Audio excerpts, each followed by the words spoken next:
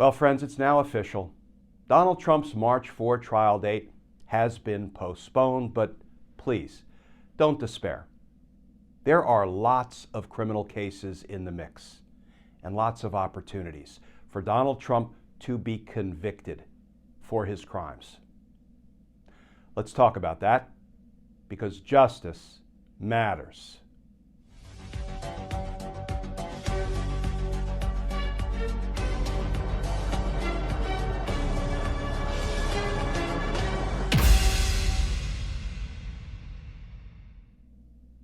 Hey all, Glenn Kirshner here.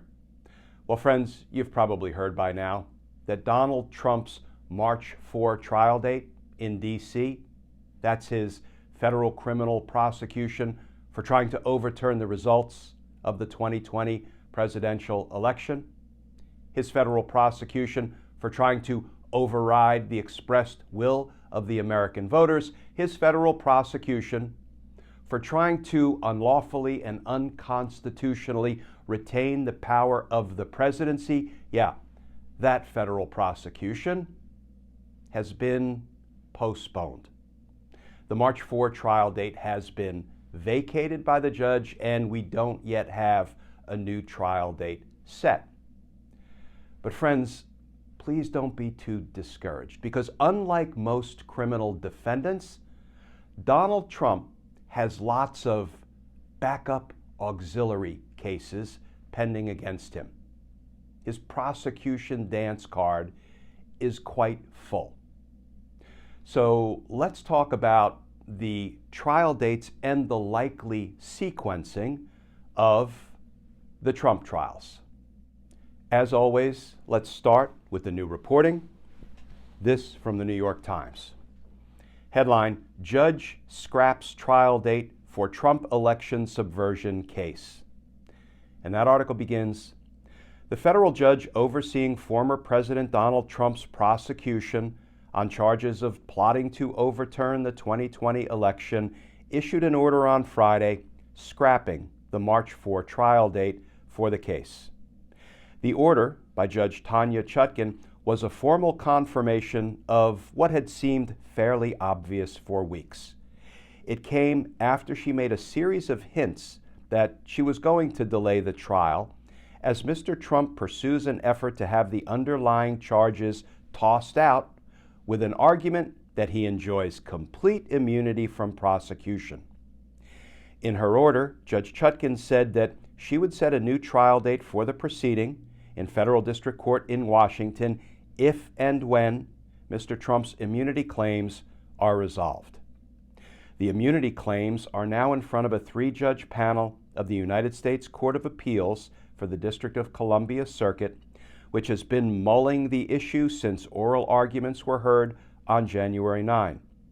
The panel, which expressed skepticism about Mr. Trump's position, has yet to return a decision after setting an extremely aggressive schedule for briefings to be filed. So friends, Donald Trump has four criminal prosecutions pending against him, 2 federal and 2 state. You know, in my 30 years as a prosecutor, I think I once had a defendant, happened to be a murder defendant, who committed 3 separate murders and had 3 murder cases pending against him. But I've searched my memory. I don't think I ever had a defendant in my 30 years who had 4 criminal cases pending against him. Donald Trump is something of a record-setting criminal. But let's kind of work through chronologically where Donald Trump's cases are and talk about when his first trial might actually begin. So, as we just discussed, the March 4 trial date in the D.C. election subversion case we thought might be the first to go to trial, but Donald Trump has gummed up the works by filing a largely frivolous appeal claiming he has absolute presidential immunity. You know, he could kill his opponents, his political opponents, while in office, and nobody could touch him, nobody could hold him accountable, nobody could prosecute him. That's laughable. It's contrary to everything that our democracy stands for, and it ultimately will be rejected. But Donald Trump knows the value of delay. And that's precisely why he filed this motion and why he is now appealing his loss of the motion in the trial court. So we just have to wait this one out. So the March 4 trial date has been vacated. It's been postponed. Okay, what happens next? Well, chronologically, I think the next important date is March 1st. It's not a trial date. It's what we call a status hearing or a scheduling conference date. And it's in that case down in Florida. That would be his unlawful retention of classified documents, his obstruction of justice, and his violation of our nation's espionage laws. The real problem with that case is not the strength, the quality, the quantity of the evidence against him. It's overwhelming. It's the judge, Judge Aileen Cannon, a Trump appointee, who has been doing favor after favor, though, for Donald Trump. There's a status hearing, a scheduling conference in that case that is currently on the calendar for March 1st. I think the reason that was set, and it was set months ago, was because by March 1st, Judge Cannon and the parties, the prosecution, and Donald Trump and his defense lawyers and his co-defendants would know if the March 4 trial date was going to go or was going to be continued. We now know it's being continued. What does that mean? It means when they go into court in Florida on March 1st, they will talk about whether the trial date in the Florida case, which is set for May 20th, is still a viable date. And it looks like it may be. Why? Because Donald Trump won't be in trial in D.C. beginning in early March for, 4, 6, 8 weeks. So he will now be able to prepare, his attorneys will be able to prepare for a May 20th trial date in Florida. I don't pretend Judge Cannon is going to stick with that May 20th date, but that's something that will probably be decided on March 1st in that status hearing or that scheduling conference down in Florida. When is the next important date on the calendar? March 25th. And I really like this one. That's Donald Trump's criminal prosecution in New York by Manhattan District Attorney Alvin Bragg for election interference in 2016. Now remember, that case involves 36 felony crimes of falsifying business records, not falsifying business records to gain some, unlawful tax advantage. No, falsifying business records to hide the fact that he was in a relationship with a porn star, to bury that deeply damaging information from we the people, the American voters in 2016. So that is, in a very real sense, an election interference case. That's scheduled to go to trial in New York on March 25th, virtually just around the corner. And given that he's not now going to trial on March 4, guess what? He's freed up to go to trial on March 25th in New York. There would be a certain symmetry about it if that was the first trial to commence against Donald Trump, because that was the first criminal indictment of Donald Trump. So we will know in the coming weeks whether that March 25th trial date in New York ends up being the first criminal prosecution that actually kicks off against Donald Trump. When is the next important date? Well, now we have to hop back down to Florida, because after that March 25th trial date in New York sorts itself out, the next trial date on the books is, as we just mentioned, May 20th down in Florida. And again, if Donald Trump goes to trial in New York beginning on March 25th, well, then that May 20th date may not be realistic. He may still be in trial or maybe finishing up his trial in New York, so the May 20th date may have to get pushed. So what's the next important date on the calendar after May 20th? It's the Georgia RICO case.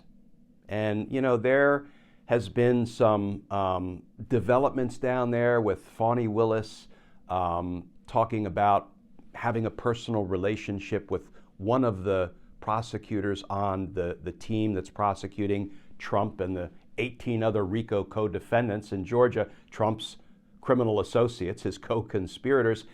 And It's a bad look in the court of public opinion, perhaps, but it looks like it will be much ado about nothing in the court of law.